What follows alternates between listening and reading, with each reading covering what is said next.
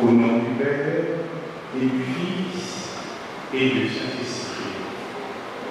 Chaque fois que nous traçons sur nous le signe de la croix, nous rappelons le nom de Dieu dans lequel nous avons été baptisés. Le baptême nous fait donc participer à la vie trinitaire, car du Père, nous recevons tout par le Christ, par le Fils, nous avons tout, et dans l'Esprit, nous vivons tout. Toute action de grâce, chaque Eucharistie doit être une occasion pour de nous rappeler cela. L'Eucharistie est ce que par excellence, il nous rappelle que tout nous est donné par le Père, tout nous est donné en Jésus, le Fils, et tout doit être vécu dans l'Esprit qui nous sanctifie, qui nous oriente, qui nous enseigne. Un théologien italien du nom de Romano Guardini disait ou encore observait que nous faisons le signe de la croix avant toute prière, afin que ce signe nous mette spirituellement en ordre. Ainsi, nous savons que toute notre prière est adressée au Père par le Fils dans l'Esprit. Et donc, nous faisons aussi le signe de la croix après notre prière, car ainsi nous savons que demeure en nous ce que Dieu nous a donné. Tout notre être, toute notre vie est alors consacrée au Dieu un et tri. Oui, mes frères et sœurs, Dieu est un et tri.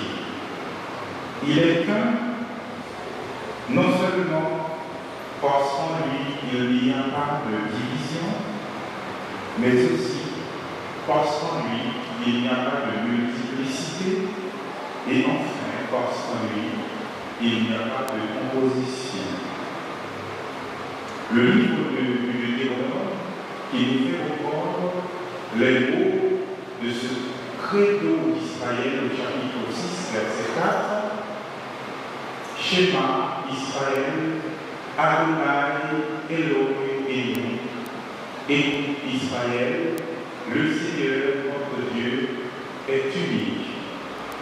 Dieu est unique, comme je l'ai dit, parce qu'il existe sans division.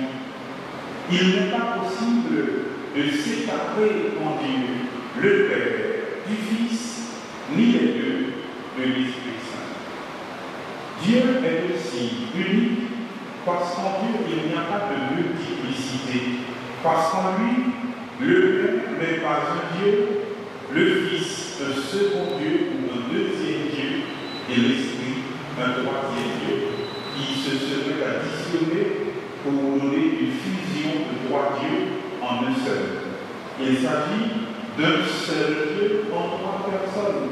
Et c'est ce qui fait la spécificité de ce que nous appelons le mystère de la Trinité. Dieu est un seul parce qu'il n'est pas possible de multiplier Dieu. Il n'est pas possible d'obtenir des dieux à volonté comme bon nous semble. Il est un et unique. Et puis enfin, il dit Dieu est un parce qu'il n'y a pas de composition en Dieu. Comme je viens de le dire, ce n'est pas une addition ou encore une fusion de trois divinités qui donne le Dieu unique, le Dieu Nous professons notre foi en lui en disant « Je crois en un seul Dieu ». Oui, un Seigneur. Pour nous comprendre ça, seule image qui vient avec moi pour moi capable d'expliquer Trinité de manière plus simple. C'est d'ailleurs ce qui est plus compliqué pour expliquer. On pourrait dire que en Dieu, le Père étant le principe de toute la divinité, il est donc le principe qui n'a pas de principe. Et le mot principe vient du latin principio, mais surtout du grec arché, qui veut dire source, origine. Donc le Père est principe parce que le Père n'a pas d'origine. Il n'y a rien qui existe avant lui. Et donc, il est possible de parler ou encore de penser le Père sans penser le Fils. Et impossible de penser le Père et le Fils sans penser l'Esprit Saint. Impossible de concevoir un Dieu qui serait Père sans être Fils et qui serait Père et Fils sans être aussi Esprit. Et je m'explique. Nous pourrions comparer le Père aux deux poumons qui nous permettent de respirer. Sans nos poumons, impossible de respirer. Sans le Père, impossible de parler de Dieu, impossible de penser Dieu. Mais une fois que nous avons les poumons, nous savons que l'air existe, mais pour que nous puissions respirer, il nous faut ce mouvement d'inspiration et d'expiration. Et cela, on pourrait le comparer au Fils. C'est ce mouvement d'inspiration et d'expiration. Donc, les poumons, oui, mais encore faut-il que nous inspirons et expirons. Inspirer de l'air et expirer du dioxyde de carbone.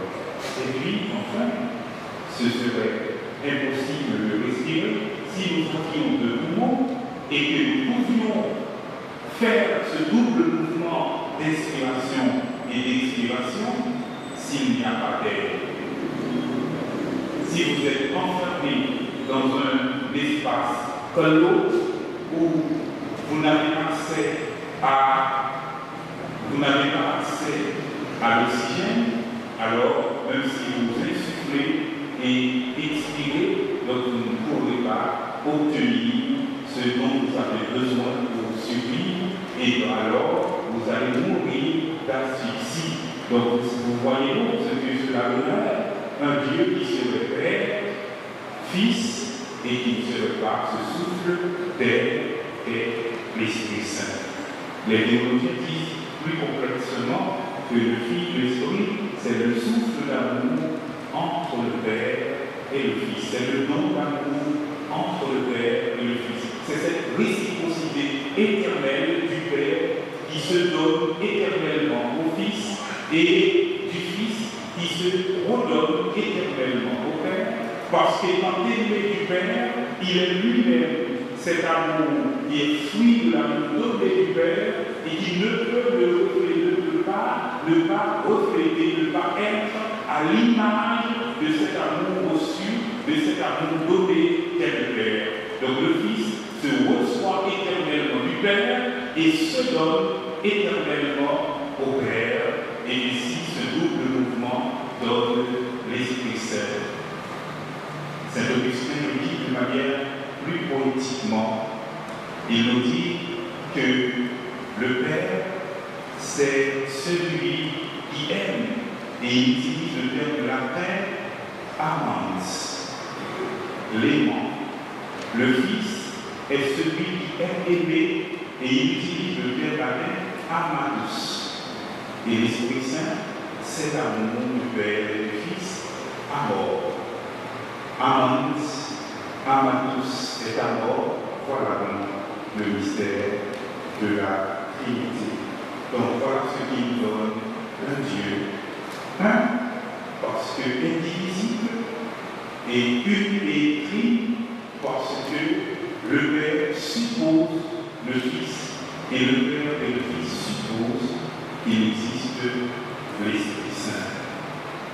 Sœurs et frères, demandons au Seigneur dans cette Eucharistie que le Père, qui est à l'origine de la création, nous crée chaque jour, fasse de nous chaque jour des hommes et des femmes nouveaux, et que le Fils nous sauve constamment de tout péché et que l'Esprit nous sanctifie. Ces trois œuvres du Père, créé du Fils, sauvé et de l'Esprit, sanctifié, sont ensemble l'unique œuvre d'amour de Dieu. Et comme le dit Saint Augustin, repris à sa manière par le pape Benoît XVI, si tu vois la charité, si tu vois l'amour, tu vois la Trinité. C'est comme si la charité unissait en nous une sorte de Trinité humaine, la pensée, les sentiments et les œuvres, afin que toute notre vie reflète cette communion d'amour du Père et du Fils et de l'Esprit Saint.